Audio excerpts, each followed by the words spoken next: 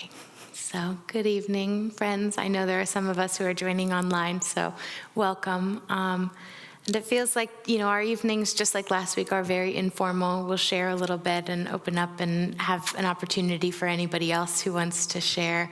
We do have James in the back today helping to man the live stream, so if anyone has comments online along the way, we'll have an opportunity to share out from there. But tonight is really about satsang and darshan with the saints, and so just diving really deeply into their energy and their inspiration.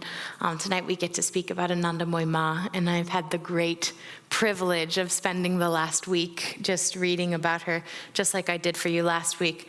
I brought all of the books that I've been reading, and I'll share through them.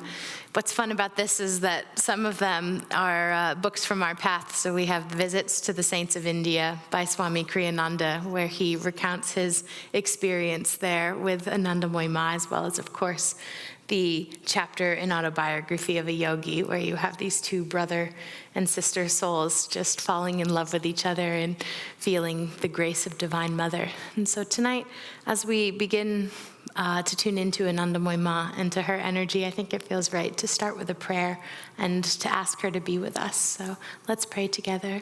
Divine Mother, Heavenly Father, friend, beloved God, Jesus Christ, Babaji Krishna, Lahiri Mahashaya, Swami Sri Yukteswar, and our beloved Guru, Paramhansa Yogananda ji.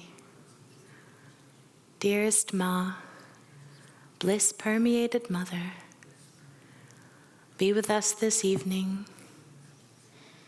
Help us to feel your presence vibrating in our hearts, that we may know the blessing of your infinite joy, your unconditional love, and your wisdom. Help us to know thee completely, that we may become one with thy energy, thy light, and thy consciousness.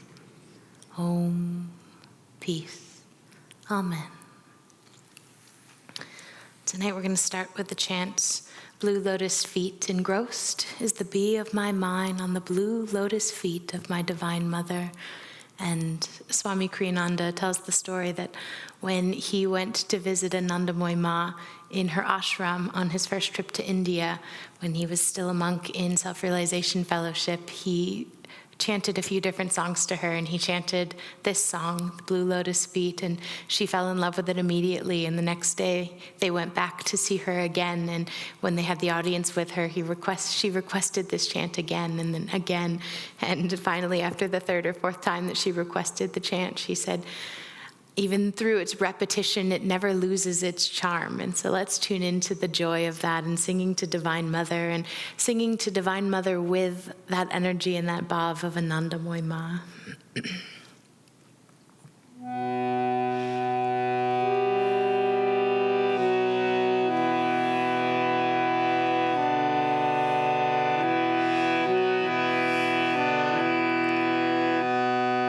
Engrossed is the bee of my mind on the blue lotus feet of my Divine Mother.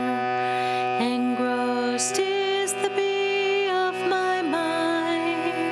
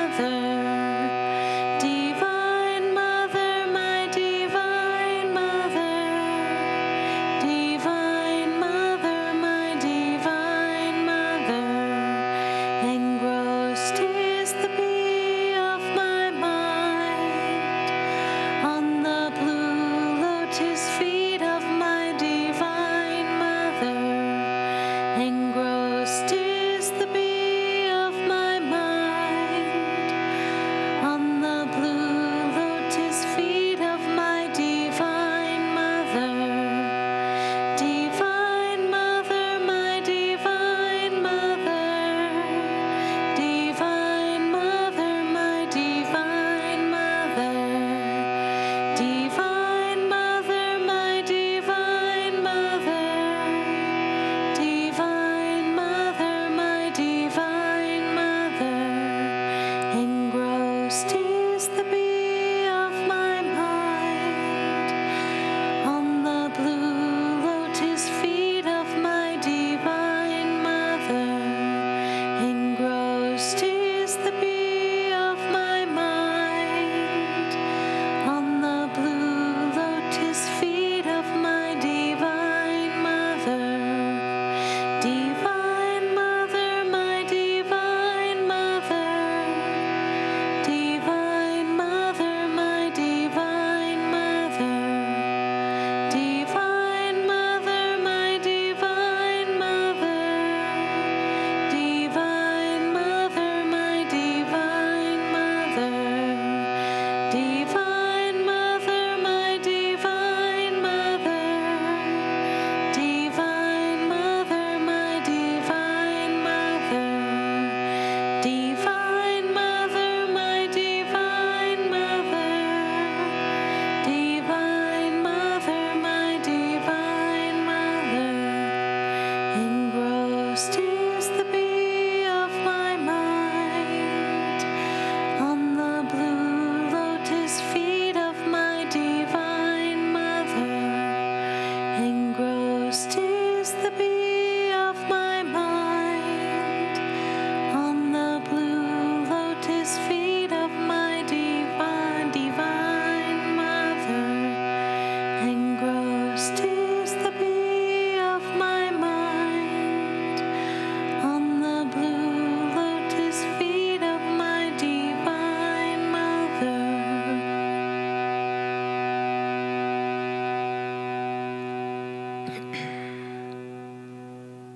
And sitting for just a moment.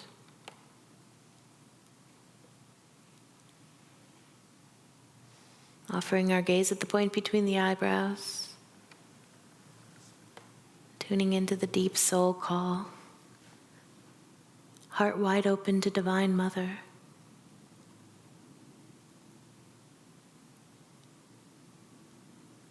The manifestation of the divine consciousness as Ma. Completely enveloping us in her joy and her sweetness.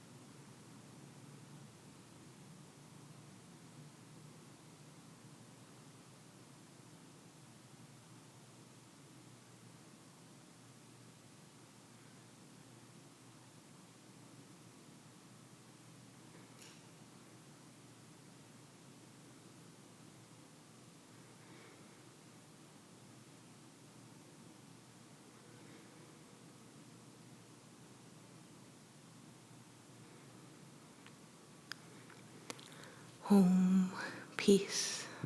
Amen.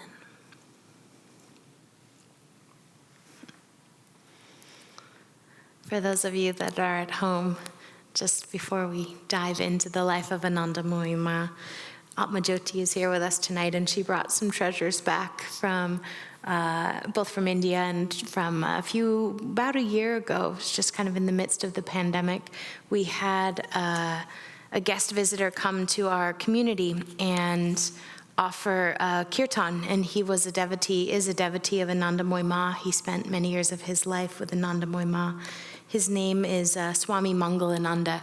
He actually wrote this book, The Goddess Among Us, which is a very sweet. He talks about how many of the books about Ma, there aren't many biographies about her. There are many books of stories about her, but none of them were written by Westerners. And so he wrote that. I like to think he wrote it for us, for those of us that are Westerners here or in the Western consciousness right now. And it's a beautiful book that you can dive into. And as I was saying, about a year ago, he came. He's a wonderful musician, and he came with his group, and they offered a kirtan. It happened to be on Ma's birthday last year, so it was a very sweet day. And he brought treasures that all belonged to Anandamayi Ma, and he laid them out on a table and let people take different treasures. The wish was that her belongings would go to people who were spiritually uplifted and who would understand the relevance of the vibration and being able to tune into that vibration. And so Atma Jyoti brought some treasures here. This picture of Krishna is actually a picture that belonged to Anandamayi Ma, and as Atma Jyoti was saying, it's a very rare image of Krishna. Do you want to add anything to it? No. And then we also have this sweet little book that belonged to Anandamayi Ma and has her vibrations in it, and it has a lot of sweet little quotes, so maybe we'll get to read a few of those at the end of the day. And then she also brought us some sacred rose water from Anandamayi Ma's ashram and the site of her Mahasamadhi, which we'll get to talk about a little bit later, because I just got to visit there as well. I had a few things, but I didn't actually make it home from my errands today to grab them and bring them, but a sweet little bracelet and a few other things that I collected there. So Ma's presence is with us, but also her energy and her vibration comes to us through all of these sweet relics that we have here, and I'm sure they'll come up throughout the course of the evening. So as I was saying, tonight gets to be it's just informal satsang. I'll share a bit about her life and the vibration and the attunement that we feel to her, but then also really just opening it up to you guys, to anyone at home and anybody here, because the beauty of the lives of the saints is that it's not a stagnant relationship, that the saints are as alive with us today, and their energy is as present with us today as it ever was and ever will be, because anytime we touch into that vibration of the divine, we were talking about this last week with Neem Karoli Baba, and just that reality that in the arc of the soul's existence, Swami Kriyananda tells us that at the end of our incarnations, everything else will be washed away except for those moments where we touched into that vibration of divine love, and that everything else, every other thought, deed, action, identity, identification, everything else just gets washed away, and all that's left is love,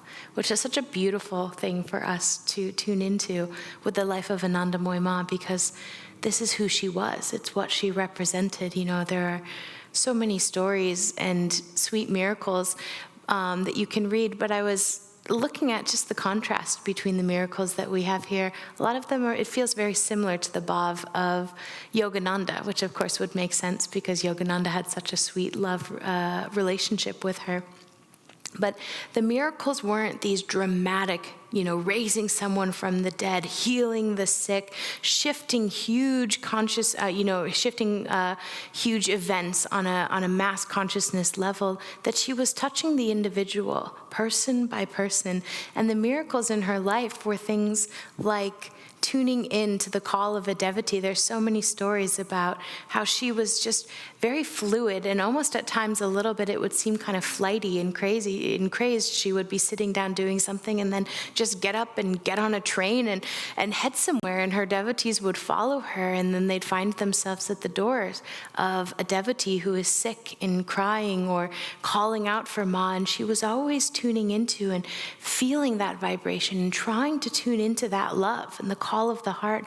And those were the miracles that she represented in her life. I'll share a few more in a bit about some of those details, but the legacy that she leaves for us is that of the Ma, is that of what Divine Mother represents, where we get to be completely enveloped in that love. I was speaking to that a bit this weekend. We had the Sunday service talk this weekend was really essentially, how do we pray? And, how do we pray? We pray with all of that faith and all of that knowing beyond a shadow of a doubt that Divine Mother, that God loves us so completely, and she represents that. And that's what she offered to people. She started her life out. She was a young girl. She was raised in Bengal, in the Bengal region, and she had two parents who were very devout and loving, and both of whom had a religious orientation or a spiritual orientation, deep believers in God. And she was, much like Krishna, just this, sort of misunderstood child. She was always just dancing and moving around, and she was in this state of consciousness that her parents couldn't quite understand. She was married very young. She was married at 13, though she didn't go and live with her husband until she was 18 years old. And even when she was with her husband, very quickly in their relationship, he realized who she was and what her consciousness was, and the relationship shifted. And it was never really a, what's the word? There's a word for that. It wasn't ever really a marriage it wasn't a normal marriage in the sense that he very quickly recognized and saw who she was and offered his discipleship and his devotion to her. There's a story, an autobiography of a yogi, where she tells Yogananda that very early in their marriage, he, just being a normal man and a human being, came to her to consummate the marriage, and he just touched her body and felt the energy that came off of her, and decided from that moment on, he bowed down at her feet because he realized who he was, and to pay penance for even the thought of lust that entered his mind for this bliss-permeated mother, this divine being. He said, I'm taking a vow of silence. I'll never speak again. And he just served Ma anywhere she wanted to go. He was always devoutly by her side. And Ma was very devout to him as well. And she was, she learned all of the normal chores and household duties. She was a great cook. She was often cooking with her devotees. There's even the story the last day that she was with her devotees, excuse me, in the first ashram where she was living, because very early on she collected many devotees and many people were with her. And then she spent, from about the time that she was 35 on, she spent the next 40 to 50 years of her life just wandering throughout India, really just being a nomadic pilgrim and attracting devotees everywhere she went. And so the night before she was leaving, the first place that she'd been in the ashram she'd developed and been in for about 10 years, she just went through the town and collected all her devotees, knocking on the door, saying, come with me, bring your food, bring your music, and just started this roaming kirtan through the city streets, and everyone was coming and bringing provisions, and they all ended up back at the ashram. Nobody knew why or what was happening. They just followed Ma, and she cooked this huge feast, and everybody helped out, and she was there sort of manning the kitchen, and they had this beautiful feast. And then one by one, she spoke to everyone and told them that she was leaving. And it was just, it's such a beautiful example that she was not withdrawn from her disciples, that she was right there with them. She was right in the midst of it, and you could feel that in her energy all the time. A few stories that come to mind, just so that we can get a sense of her bhav. Kirtan was very important to Ma, and she spent a lot of time in kirtans, and there were many kirtans that happened in the ashram that she lived in, and this is where a lot of the magic would happen. People said that when she was in the midst of kirtan, her body would just start moving, and she was dancing and flowing, and she would just get up and move to the music, and her body would be contorted into all of these beautiful different poses, and she was just flowing with that divine prana. One time there's a story that I shared this past Sunday where her devotees were singing and watching her. She was sitting up on a platform, and she was singing and chanting the devotional music, and as she was chanting, her body just got smaller and smaller and smaller until it disappeared disappeared completely, and only her clothes were left on the platform. And then as the chant went on, no one stopped chanting. As the chant went on, she remanifested her body again. And there she was, just singing along with all of the devotees. And that heart, that bhakti spirit is what she carried. It's the gift that she's offered to each one of us. The story of how she got her name even. So there were two devotees, her husband, who was called Balanath, and there was another devotee who spent a lot of time with her in her early days. His name was Bhimji. And one day, Bhimji was meditating, and he saw, just moving into the doorway, this illuminated goddess. And this illuminated goddess just kept walking toward him, and he couldn't quite see. He was blinded by all of the light, and he couldn't quite see, but suddenly as she started taking form more and more, he could see that it was the face of Ma. And the next day he was walking, she had found this temple. So she lived in the midst of this forest. It was a large garden grounds where she and her husband were living. And so she would often walk through the forest, and she found this abandoned Kali temple while she was walking through the forest one day, and started offering, worshiping there. And she built a meditation platform there. And so it magnetized a lot of energy, and devotees started to come to her while she was sitting there in meditation. And so the day after, Bhimaji saw her, this illuminated form of the goddess. He was walking through the forest, and he saw her meditating, and he just felt this joy permeating off of her. And that was the day he called her. Until that point, everyone just called her Ma, and he called her Anandamayi Ma, bliss-permeated mother. And he went back to Balanath, her husband, and said, from today on, we should call her Anandamayi Ma, and he agreed. And later that evening, Anandamayi Ma came back, and she said, so you found me in the forest, just with such joy, sweetness and joy. And he said, yes. And he said, why did you call me there? Because she had called him, but then she was just meditating. And she just looked at him and smiled and said, how else was I to get my name? Just very sweet stories. And he could just feel all of that energy flowing off of her. And that, in essence, is the legacy and the foundation that she brings to each one of us, that we get to remember that joy is ever present. Joy is a thread of consciousness, a spark of consciousness that has been permeated out into the world. And we, as devotees, as truth seekers, we get to tap into that thread. So this stream of consciousness that's always present, it's there reaching for us. And she's just reaching her hand down saying, come and join me, come in this bliss. So every time we play a chant, or every time we reach out our hearts and offer our hearts to somebody, my favorite story of Anandamayi Ma is one that's actually not in any of these books. The first time I heard it was when Naya Swami Jyotish told it at a Sunday service. And Anandamayi Ma was with a group of devotees, and all day long they'd been talking about having a picnic. And so they set out to have their picnic, and there was one devotee who was retelling the story, and sort of like they'd been waiting all day long to come to have their picnic. Everyone here smiling because you guys know the end of the story.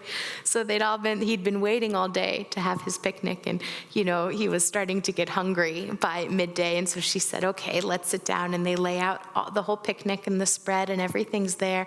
And just, I always like to imagine, just as he's about to take his first bite, she stands up and she says, we have to pack everything up. And they pack everything up, and this devotee is getting a little bit more irked all the time. Like, what is happening here? And they just go off through the meadow in the park that they're in, and they come to a little tree. They come to a large tree, and she looks up into the tree and holds out her hand, and a little bird falls into her hands. And she just blesses the bird and stays with it for a few minutes, and then the bird passes. The bird it dies and leaves its body, and she puts the bird down, and she says, the reason that we came here today was because I heard the soul call of this little bird, and I wanted to be here to help offer it into its next incarnation. We can't even begin to wrap our minds around what it means to be loved in that way. If we think about our own lives right now, and just even a memory that we have. Maybe it's with, our 2-year-old daughter, maybe it's with somebody, our partner, somebody that we love, but just a moment when you felt so loved and so held. We can't even begin to imagine how much God loves us. And as I was reading story after story from her life and this biography, that's the one eternal thread. That's the one thread that I saw throughout all of this. Anandamayi Ma's life and her incarnation, she came to teach us and to show us how much Divine Mother loves us. She is the Ma, the eternal Ma. She's always here, holding her arms out to us, welcoming us into that energy, lifting us up. And we can't even, I was thinking about the song from the Festival of Light that we sing every week. Long we feared to face your love, lest our emptiness it proved. Now at last our hearts we give you, and so it ends with our triumph. But that line, long we feared to face your love, lest our emptiness it proved. It's so hard for us to face into that kind of love, to imagine what it means to be held and enveloped that completely in Divine Mother, to know her, I'll come back, I will finish that thought, but then another thought just raced into my mind. As Atma Jyoti was bringing this sweet little bottle of rose water, I wish there was smell-o-vision like in Willy Wonka where you guys could smell it. There's this essence, I don't know if you guys can even smell it from where you're sitting, but I'm sitting right here, and it's just this wafting sensation of rose. That's just all I can smell as I'm sitting up here, is this beautiful scent of rose. And you think, you want to see it? Let's have some. Yeah. Atma Jyoti's going to share it with everyone here, and we're going to bless all of you at home with that rose. But just to even tune into that and to feel that energy, that's what Divine Mother's love is like. It's that scent of the rose that's just wafting through, and you almost can't even tell or hear or feel where it comes from. It's just always present. I always think about that with the chapter in the autobiography of a yogi with the perfume saint. And I remember one time in a Kriya prep class, in just the sweetest way possible, or maybe it was even a Raja Yoga class, I can't remember, but someone who was very new on the path, and they were saying to me, what's that about? What's like the perfume saint? What is that? How does that make sense? They were kind of saying you have God realization and you're going to use your power to create sense, to create beautiful sense in the world. Like why? What a waste of power was sort of the question that was being posed.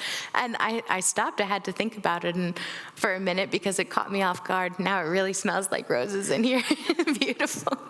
And it caught me off guard for a minute because I had to think, I don't know. And then I stopped, and I don't deign to know the inner workings of the great souls and saints who are one with the divine. But, I said, well, perhaps it's just because the world deserves to have beautiful things, and somebody who's realized God is just creating beautiful things in beautiful sense, and they're just permeating beauty into the world. And in a sense, that's what we see with the life of Anandamayi Ma. I don't want to minimize her to just that, because she was a great saint and a great powerhouse of the divine, and that's what you felt in her. That was the essence of her magnetism. But it comes in this package that is just the sweet, adoring, loving Divine Mother. And, one of the things that always strikes me is not only just the sweetness that comes off of her, but the physical beauty. I mean, she's so beautiful, and you can see and feel all of that. There's just such sweetness in her. I was trying to find, I think this is Shanti's book, because it looks like it's all her writing, but this chapter is covered, this must be from the last time Shanti taught on Anandamayi Ma. Let me see if I can find, there's one line that Yogananda has. If I can't find it, I'll just, I can't pull it up right now, so I'll paraphrase it, but it's so sweet to hear his words.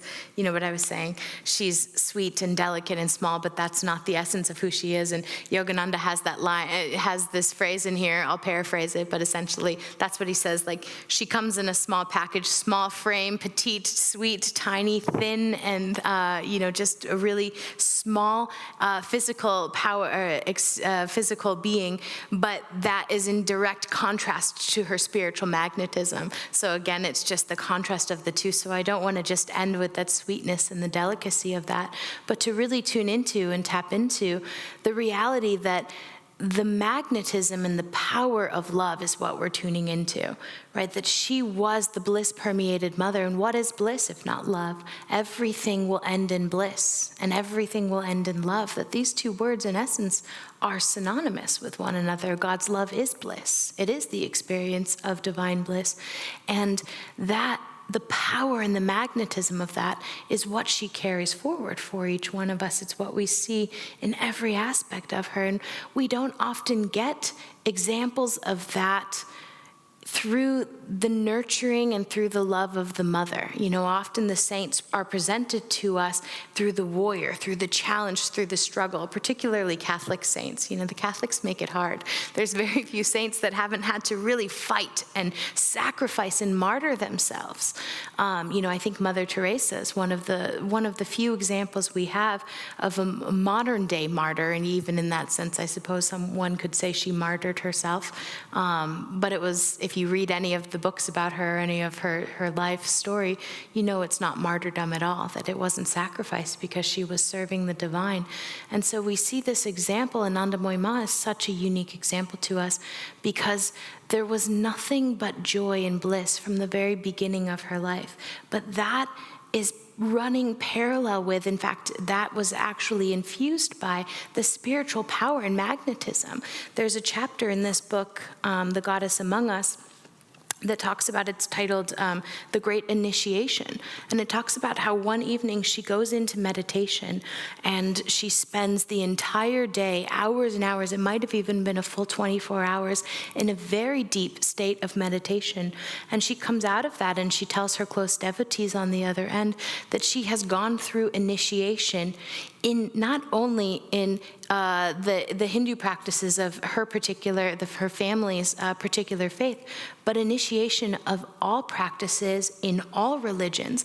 And then she goes on to be able to give initiations perfectly in any language and to know the inner workings of every ceremony, of every initiation. And she was, there's an example, particularly because in her life there was still some conflict that was going on between the Hindu population and the Muslim population in India where she was living. And Muslim devotees were not allowed into some of the temples where she was worshiping. And one day they were having a kirtan in a temple, and there was a devotee, and he happened to be a Muslim man who was standing outside the temple and wouldn't go in because his particular line of practices wouldn't allow him to enter the temple. He could only enter Muslim temples. So it was his choice. I had that wrong. He was the one who chose not to go into the temple. And she, in the midst of the kirtan, just stood up and walked out, and she said, "Come with me." And on the grounds in the forest where she and her husband were living and their devotees were living, there was a grave of a great Muslim saint, Islamic saint. And she brings him to the grave, and they sit down together, and she offers him initiation in his particular line of Islam in, I believe it must have even been in Arabic, because it was saying that she was offering it in his language. And later he said it was perfect, that she knew things that she could not have known if she hadn't been initiated into that particular faith or that particular tradition and practice. And so these, I just want to say I'm speaking so much to the heart and to the love, but there's a whole other side of her and a whole other aspect to her which permeated that grandeur, that magnetism, the greatness of God. And she is the epitome of center everywhere, circumference nowhere.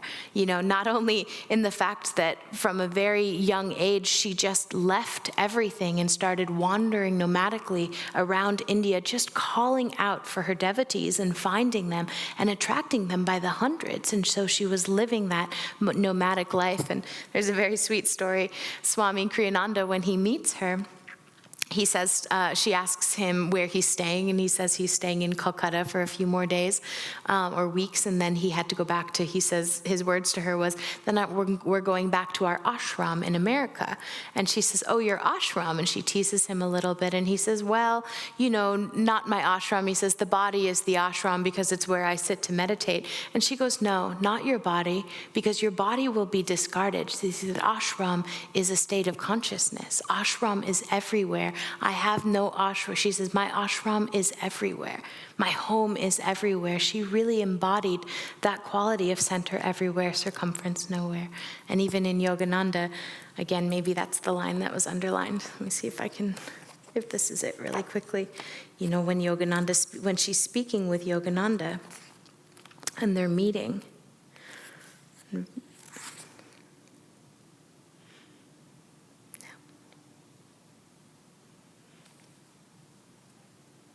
I won't spend too much time, but we all know it's the quote. She says to him, he says to her, tell me something about your life. And he says to her, she calls him Father. And she says, oh, Father, you know everything. Why tell you anything about this one incarnation, this one existence? And then she goes on to say, I was always the same. Even before I was born, I was the same. When I was a child in my mother's womb, I was the same. When I was dancing as a young girl, I was the same. When I was married, when my family chose my husband and married me off, I was the same. I'm just trying to be more poetic because she would be more poetic than that, but we have the essence of it. And she goes on and builds that thread, and she says, and even in death, when I'm gone, I will always be the same. So she really epitomized that reality of center everywhere, circumference nowhere, of what that truly means for us, that we have no birth, no death, no caste, that we have no identity beyond the one soul identity, which is we are a chela, a child of God, that we are always in that thread of infinite love. We are a child of infinity. I have no home, I have no ashram, I have no name, I have nothing. I am but a child of God. And that is, her devotees would say that she would discard everything. She wouldn't eat unless her devotees would feed her. She didn't even need to eat in her. It's so sweet, the juxtapositions that come in the lives of saints. And so the only way that their devotees, they said, we feed her just to keep her in her body, to keep her here because we want her. So they'd come up and hand feed her, just like a little child. So she's the ma to them. And then also there's these aspects of this childlike love. Last night, I know I'm jumping around everywhere. I am going to stop very soon and hear from you guys. But last night we have a sadhaka training program happening right now, and sadhaka is a vow that you can take within Ananda, which is really committing to Ananda as your spiritual family and offering your energy into that spiritual family. And so we have 2 nights left, last night and one more, and at the end, all of these trainees who are in this program, these new sadhakas, they do a 7-minute presentation. So they get to pick a topic, something that inspired them throughout the course of the year-long study, and they stand up for 7 minutes and they talk about that and share their inspiration. And one man last night stood up, and the topic that he chose was what it means to be a child of God. And it was so sweet, and he happens to have a baby on the way coming soon. So he was speaking just to that aspect and very sweetly saying, I think this is what it means. We'll find out what it means to be a parent soon. It added to the sweetness of it. But really just speaking to what it means to truly be a child of God and to identify as a child of God, to offer everything that we have back to the divine. There's nothing that we need. There's nothing that we want. She was the embodiment of non-attachment. There was nothing that mattered to her in this world except sharing the vibration of the divine. And the great darshan that we have, that's the most beautiful thing about each one of these pictures that we get to look at or books that we get to read by great saints. When you pick up Autobiography of a Yogi and you read the chapter on the bliss-permeated mother, it's darshan with 2 great saints. It's darshan with Yogananda and it's darshan with Anandamayi Ma. And I highly recommend if you Google it online. I don't know who created it or who first took the film, but there's about a 1.5-minute long clip of Yogananda and Anandamayi Ma when she came to visit him at Ranchi school, and you just see the way they interact with each other and with such sweetness, and you feel that vibration of both the power of the infinite. The chapter in AY, it just talks about how she would just close her eyes and go into samadhi, and she's sitting in the back of the car with hundreds of devotees around her. And of these hundreds of devotees, she looks at Yogananda and says, "Father, you've come." And they sit in the car together and they meditate, and these two great souls go into samadhi. Again, just like the little bird, we can't begin to wrap our minds around that, about what that means, where we're going, how do we enter that state of divine consciousness? But what we can do is pick up the book. What we can do is look at a picture of Anandamayi Ma or any great saint, hold some of the relics that she has, smell the rose water, whether it's rose water that's been blessed on her altar or whether it's just smelling the roses. Just this week in Sunday service, last week, there was a big fundraiser for the school, Living Wisdom School. And so they had a bunch of vases of roses left over, and the windows were just lined with vases full of roses. And I was walking through the temple last week, and you just smelt roses everywhere. What does that represent? What does that mean? What does that remind us of? That reminds us of the astral world. That's why Yogananda said roses have the highest vibration. And when we tune into that energy in any way that we can, whether it's smelling the roses as we're walking through the temple, or looking, as I said, at a picture of Anandamayi Ma, reading these stories, or just sitting and contemplating her life. Right? I said this last week. This is why Sister Gyanamata recommended to us, read the lives of the saints over and over and over again. Because, I was joking last week, I did it a little bit wrong this time because I didn't pick saints who were still charging. I picked, souls who were probably pretty much there already. The battle had been won with Neem Karoli Baba and with Anandamayi Ma.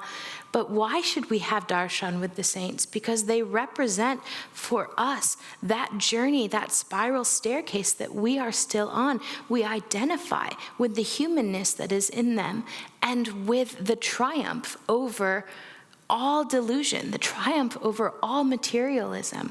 That's where each one of us are headed, and the saints represent that for us. Anandamayi Ma represents that for us. It's not the miracles that stand out, and this is what we were sharing last week. It's not every miracle that Neem Karoli Baba or Anandamayi Ma or Yogananda performed in their life that made them great. It was the vibration of love that they imprinted into our hearts, and that we carry with us. Every time you're touched by the saints, you carry that vibration. It takes you forward, and it helps you along your journey. And that's what Anandamayi Ma is, bliss-permeated mother. That's who she represents. So I think I'll stop here and just leave a little bit of room like we did last week. I'd love to hear from other people, stories that you guys have, experiences, thoughts about Anandamayi Ma, or really just about saints in general. And so, James, we have a mic this week. James has a mic. Anybody want to share anything?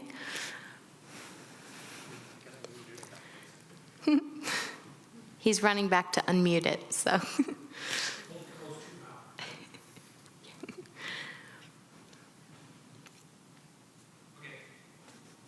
So it's always, is this on? Yeah. It is. Yeah. It's always curious to me, we call someone like this a saint. Why do we call her a saint as opposed to an avatar? Why? It seems like we're talking about the saints, and yet when we talk about Yogananda or any of our line or Buddha, whatever, they're avatars.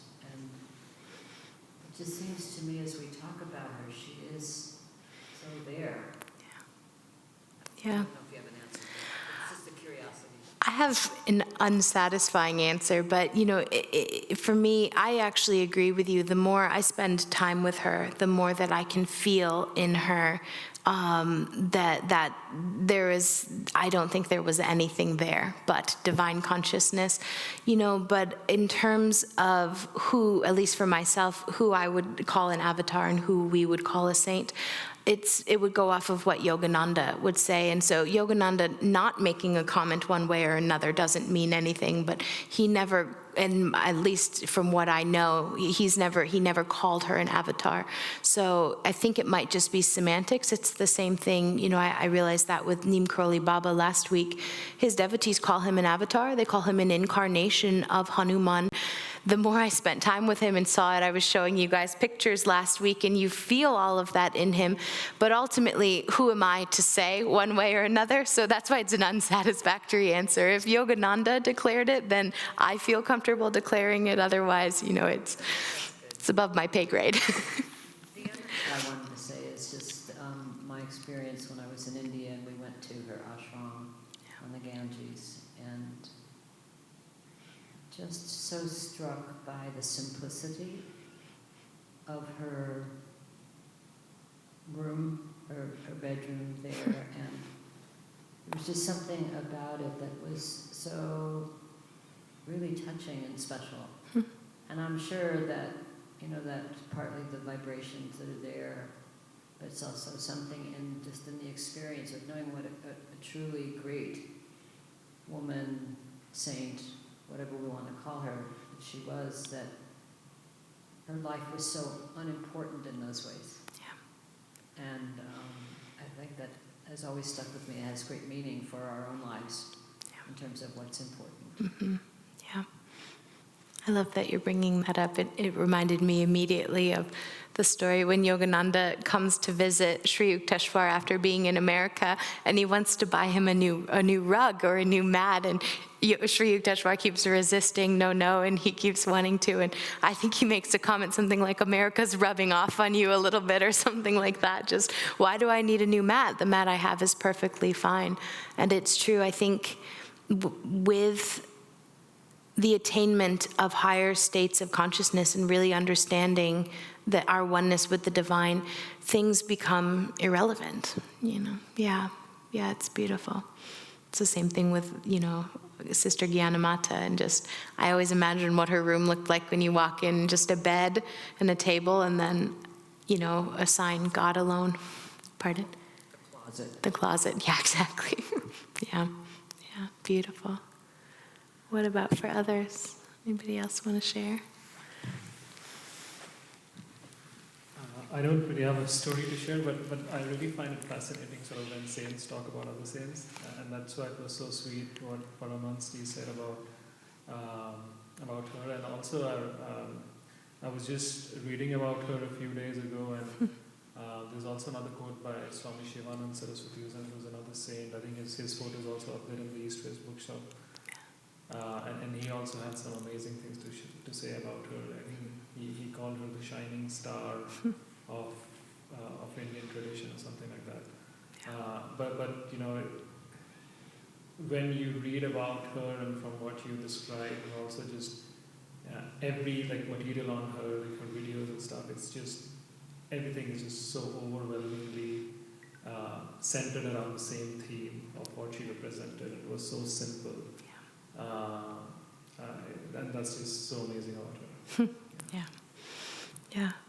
It's true, it's amazing when we distill down to, I was just joking with someone last week because on Sunday, again, the topic was how to pray, and I essentially just talked about how much God loves us, and someone was just making a sweet joke to me, like, it's funny that you could take that thread and just get to right there. And I said, well, yeah, but doesn't everything ultimately end in just how much does God love us? It's the only thing that matters. Everything, every river, every little streamlet leads to that one ocean of God's love. And yeah, so it's true what you're saying. Yeah, and I think, we know that every saint sort of has their own role to play, but, and when you read about, for example, Paramhansa Yogananda, he had so many interests, right? He would talk about worldly things as well. But I think her role was just, as you put it, just a representation of that love in its purest and simplest form, and probably nothing else, just that, which was amazing. Yeah, and even the subtleties, I like what you were saying about tuning into what other saints are, what saints are saying about other saints. And, it struck me one thing I read, I'll start with what I read in Autobiography of a Yogi. Yogananda makes the comment about how many powerful male Indian saints he's encountered in his life, but it was rare for him to find a female saint who was this highly evolved. He makes that comment. I may be paraphrasing a bit. And when I was reading this other book, The Goddess Among Us, there's one chapter in here that talks about she was by no means an activist, nor did she really identify that. I think in a certain sense, of course, all of these great souls are kind of above gender, but also they're playing the role in whatever gender they incarnate in. And it talks about how she was really pushing things forward and modernizing things in terms of asking women to come and to chant and lead chants and kirtans, and really supporting and encouraging men to bring their husbands to, or to bring their wives to worship and kirtans and things like that. And so even just, and again, this is India in the 40s, 50s, and 60s, that would have been a progressive thing at the time. And so just even looking into these roles that they play that feel so minor underneath, but just all of the subtle ways that we're progressing and pushing forward. Yeah.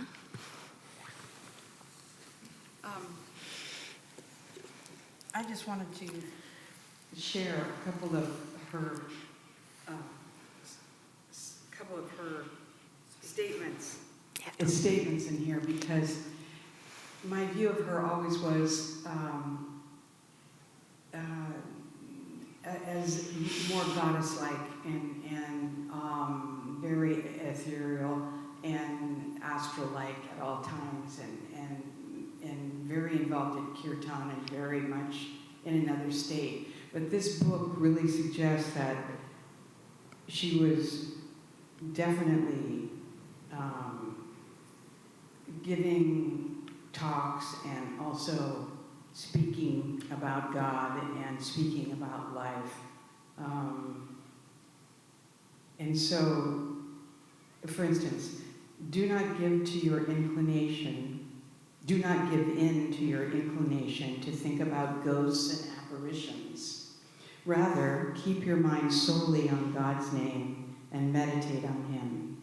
In the presence of His name, no other power can function. This is the truth. Be firmly convinced of it. The moment you have recourse to God's name, you should feel that no lesser power can touch you. If that time you are aware of any physical anxiety, be quite certain that it is merely a bodily reaction. So when you retire for the night, you should repeat the Lord's name and fall asleep doing so. And if you're afraid even then, place a sacred book like the Bhagavad Gita or the Shanti or the Ramayana near your head. Besides, unceasingly sustain the flow of God's name, and remember that where the scriptures are, there He Himself is, and no fear of any kind can exist in His presence. So she was quite verbal. Yeah. Take great care to spend your life in spotless purity.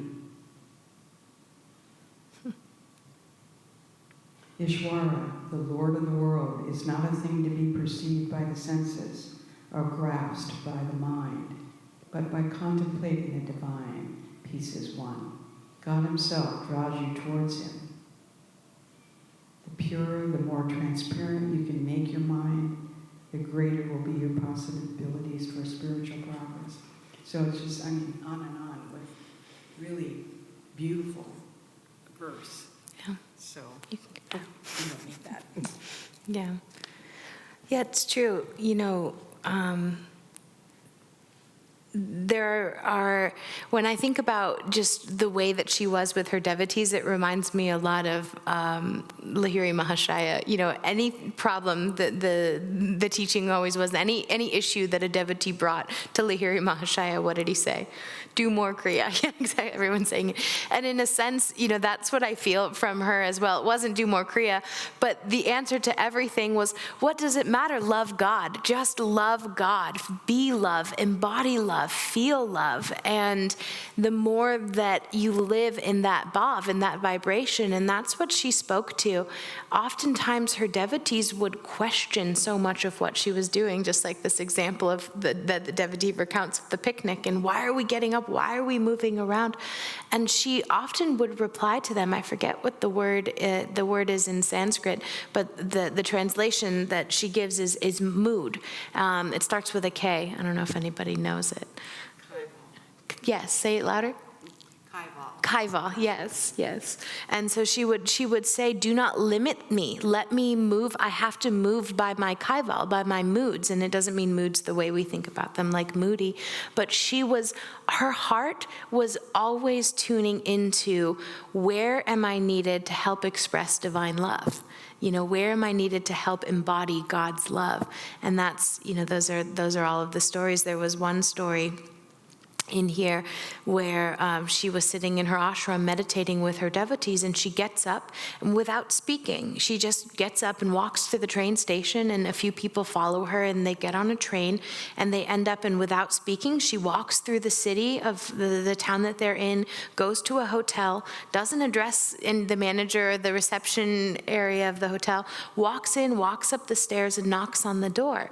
And then a woman opens the door, and she's crying, and she just Ma kneels down next to this woman, and she says, don't cry, I'm here. And later her devotees asked this woman, why were you crying? And the woman said that she'd heard that Ma was holding satsang in this town, so she traveled to be in this village to see Ma. And when she found out that Ma wasn't there and was far away, that she just was overcome with grief and was just crying out to be with Anandamayi Ma, to be in her presence. And Anandamayi Ma just feels that instantaneously and without question just gets on a train. I mean, she never explained herself. She never needed to, because she was so, to come back to your point, she was so in tune with that divine will. There wasn't anything there but the expression of love. Again, it's just, we can't wrap our mind around what that means, but the most powerful thing, and this is that book that we were sharing last week about, there's this book that's written, it was a collection of stories about Neem Karoli Baba. It's called Whisper in the Heart, and it's all stories of devotees who've had experiences with Neem Karoli Baba after he left his body. And the way it's broken up is so beautiful, because there's a whole chapter that's just called photos. And it's story after story after story of people who saw a photo of Neem Karoli Baba, and their life just burst open, and they just were transformed. And so we think the human mind, again, just coming back to that point where she's saying, don't limit me by your perception of reality. I have to move by my moods. In the same sense, we can say that for ourselves.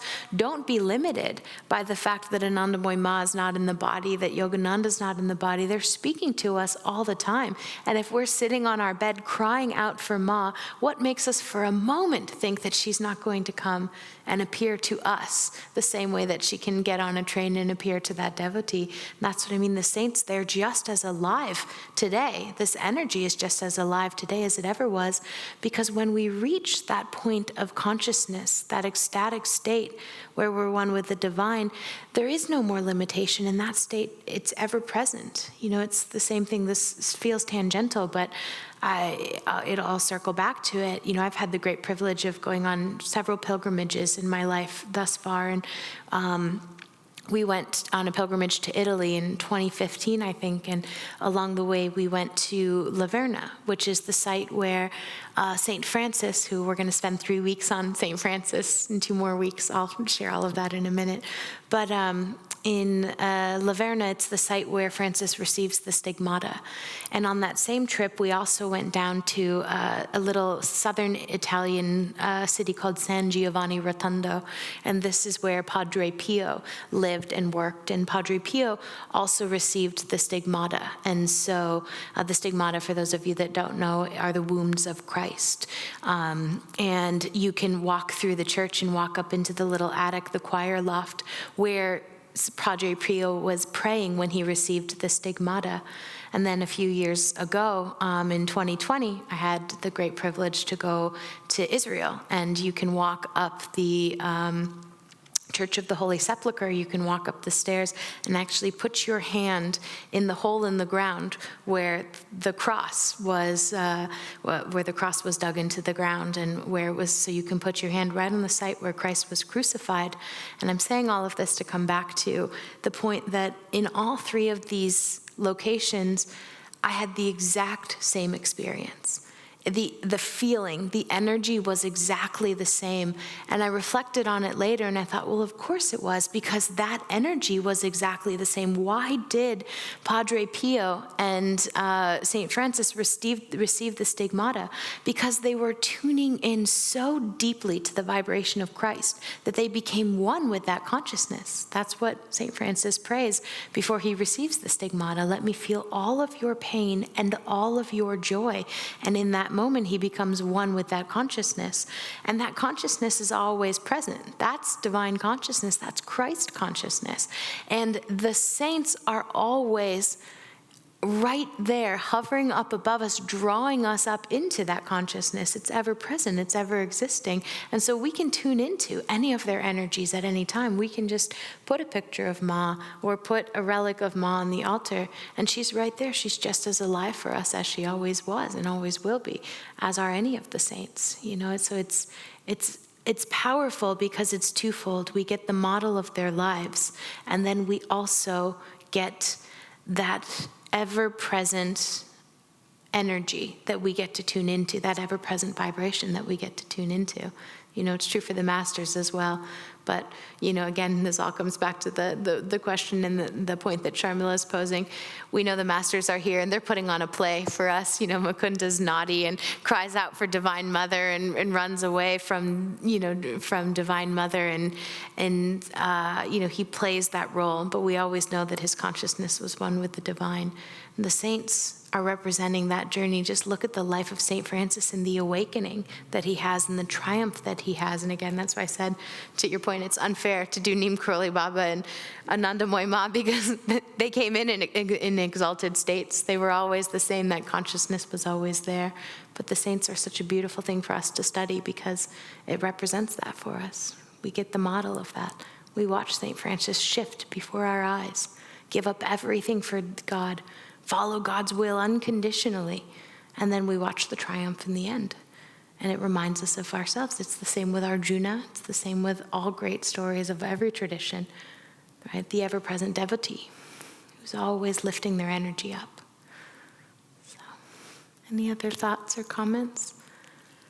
It's really commendable that you're giving these classes because it serves as such a reminder that it's truly our own limitation and our own feelings of resistance that we don't experience these saints on a much more regular basis in our life, or even more than once, you know, or twice than most of us have. And it makes me think that I just need to pay more attention. Yeah. You know, commit to it almost. Yeah. To just kind of like listen more. Yeah. And so thank you. Yeah. Yeah. Yeah. You're very welcome. And it comes on the heels of the advice comes from someone greater than me. I just keep thinking about Sister Gyanamata, and in this one letter, somebody was asking just that question: how do I grow closer to God? How do I improve? How do I let go of the delusions? And she says, read the lives of the saints over and over and over again. And that even just tuning into that vibration, it brings us to greater consciousness, or to a higher state of consciousness. I was digging up, this is a sweet little book that Shanti loaned me when we went to India just a few months ago now. We stopped over just for an hour or so in Ma's ashram in Haridwar, And she picked up this little book, which is 10 inspiring stories that Ma told at satsangs throughout her life. And the first one, I was very surprised. I didn't read all 10 of them, but I just opened it up to the first one. And she tells the story. Do you guys remember the story that Yogananda tells of his devotee and the buffalo? And so his devotee is having a hard time. One of the devotees, not Yogananda's devotee, but he tells the story of the guru. It's essentially the same story. And he tells the story of a devotee who comes to his guru and he says, I want to learn to concentrate more deeply in meditation. And his guru says, tell me something you love. And she uses a calf, but Yogananda uses a buffalo. So we'll use the calf since we're here with Ma tonight. And so his devotee says, oh, let me just read it. Why am I telling you? Let's hear Ma's words. A guru had a disciple. He very often complained to his guru that even after trying his utmost, he could not concentrate in his meditation. Guru also tried various ways and means for quite a long period, but all were in vain. Ultimately, the guru thought of another measure. Next time when the disciple approached the guru with the same complaint, the guru asked him, whom did he love most? The disciple replied, Guruji, I love my calf most. It is most dear to me, and it is very beautiful to look at. Said Guruji, all right, henceforth, at the time of meditation, concentrate your mind on your beloved calf. This was very easy for the disciple, and he returned home very happy. Returning home, he made all arrangements for the calf, and when the meditation hour arrived, he bolted the door from inside and sat in his meditation asana. Now, as you can understand, it was very easy for the disciple to concentrate on his calf, and as the experience was very pleasing to him, he continued to do it for a fairly long time.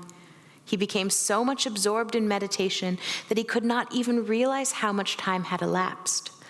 Next morning, the guru came himself to the disciple to inquire about his meditation. He found that the door was bolted from inside.